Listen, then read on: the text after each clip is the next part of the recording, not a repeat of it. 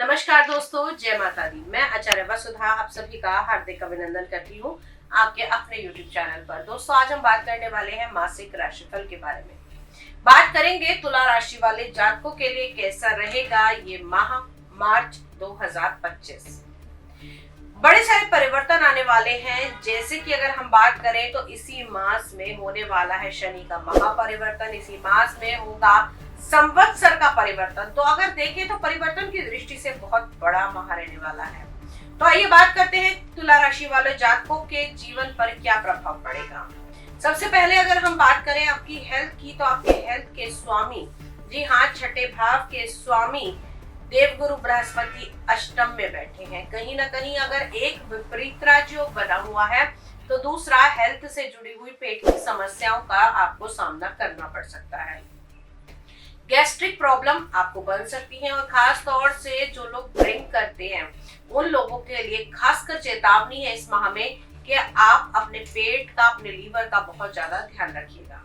अब बात करते हैं आपके धन भाव के बारे में, जिसके स्वामी मंगल हैं और मंगल विराजमान है आपके भाग्य के भाव में। तो यहाँ पर अगर हम बात करें तो कुछ पैतृक संपत्तियों का योग भी बनेगा और साथ ही साथ आपको धन का लाभ भी प्राप्त होता हुआ दिखाई देगा।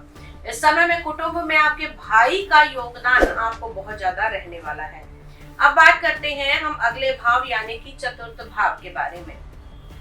चतुर्थ भाव आपका सुख का भाव माना जाता है। इस भाव में कहते हैं कि इस भाव के स्वामी शनिदेव जब अपने से दूसरे में आ रहे हैं और पंचम भाव के अंदर अपनी ही राशि में आ रहे हैं तो आपके लिए ये लाभप्रद होने वाला है।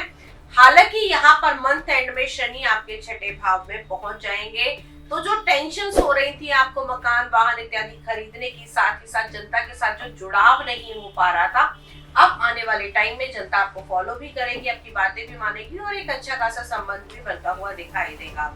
सुख की दृष्टि से ये माह आपके लिए बहुत उत्तम रहने वाला है। इस आने वाले माह में कुछ नई चीजों की शुरुआत हो सकती है। जैसे कि अगर आप कोई बड़ा इन्वेस्टमेंट करना चाहते थे तो यहाँ से आप वो इन्वेस्टमेंट करते हुए दिखाई देते हैं।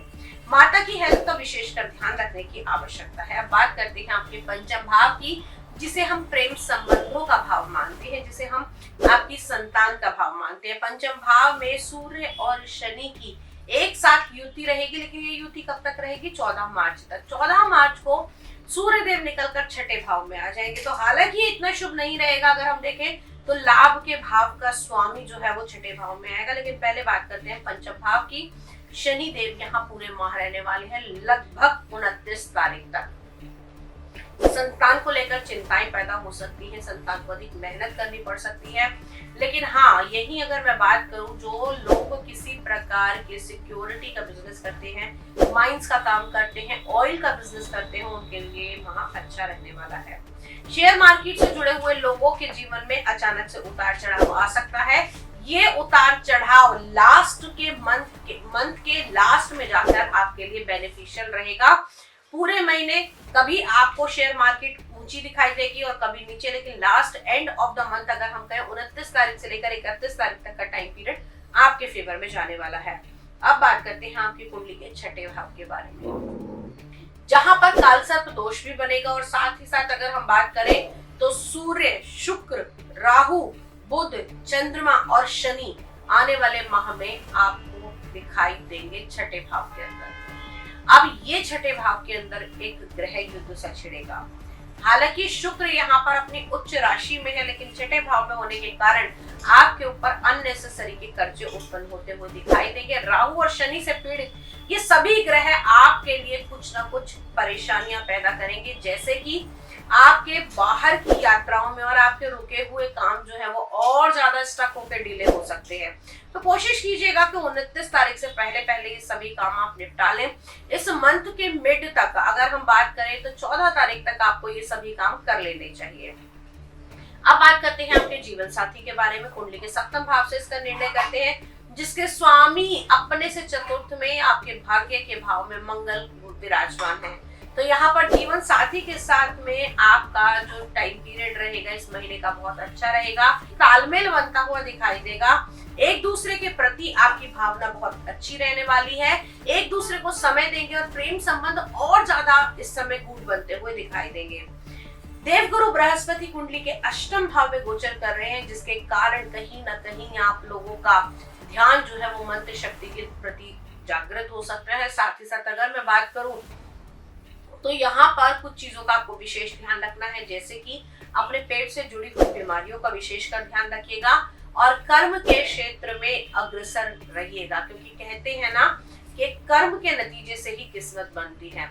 अब किसी भी प्रकार से किसी गुरुजन का या फिर किसी गुरु तुल्य व्यक्ति का आपको किसी भी प्रकार से अपमान नहीं करना चाहिए भूले से। अब बात करते हैं आपकी कुंडली के 12वें भाव की, जहां हो रहा है केतु का गोचर आपको एकांतवादी बनाएगा।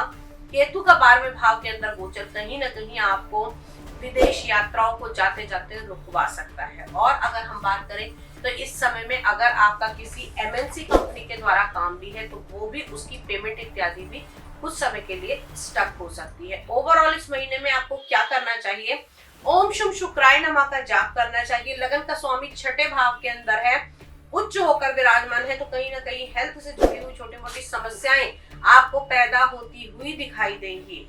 जिन लोगों को रीनल डिजीज है उन लोगों को ओम शुम शुक्राय नमः का जाप अवश्य करना चाहिए।